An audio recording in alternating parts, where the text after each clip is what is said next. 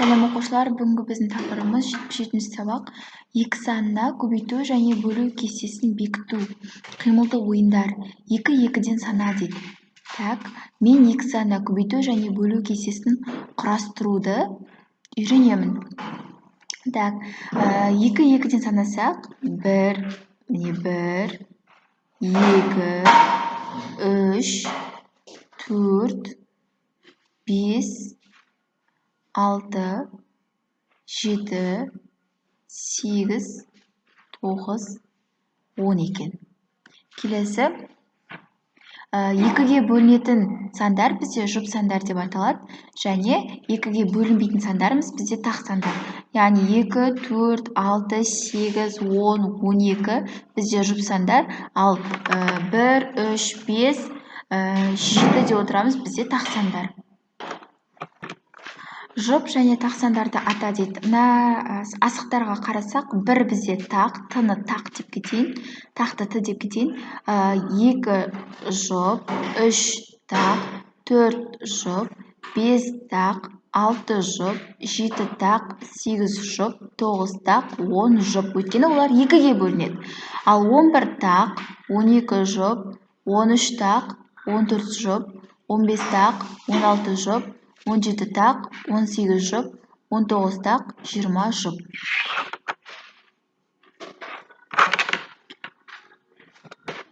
Келесі тапсырма 20-ға дейінгі жұп сандарды өз суретімен ата дейді. Жұп сандарды өз суретімен атасақ, 2, 4, 6, 8, 10, 12, 14, 16, 18. Ал 20-ға дейінгі тақ сандарды кем өретімен ата.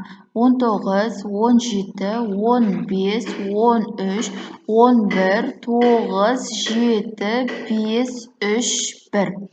Келесі есепте дейді. 4-ті 2-ге бөлсек 2 шығады, 12-ні 2-ге бөлсек 6, 9 көбейту 2, 18, 18-ді 2-ге бөлсек 9, 10 бөлу 2, 5, 14 бөлу 2, 7, 8 көбейту 2, 16, 6 2 бөлсек 3 болады. Салыстыр, 2-ге 7-ні көбейтсек 14, 7-ге 2-ні көбейтсек 14, екеуі тең болады. 14-ті 7-ге бөлсек 2, 14-ті 2-ге бөлсек 7, 7 үлкен. Так, мына оң жағы үлкен болады. 9-ға 2-ні көбейтсек 18, ал 2-ге 9-ды көбейтсек 18, екеуі тең. Ал 16 бөлу 2, 8, 16 азайту 2, 14. Қай жағы үлкен? 14 үлкен. 3 көбейту 2, 6, 12-ні 2-ге бөлсек 6, екеуі тең.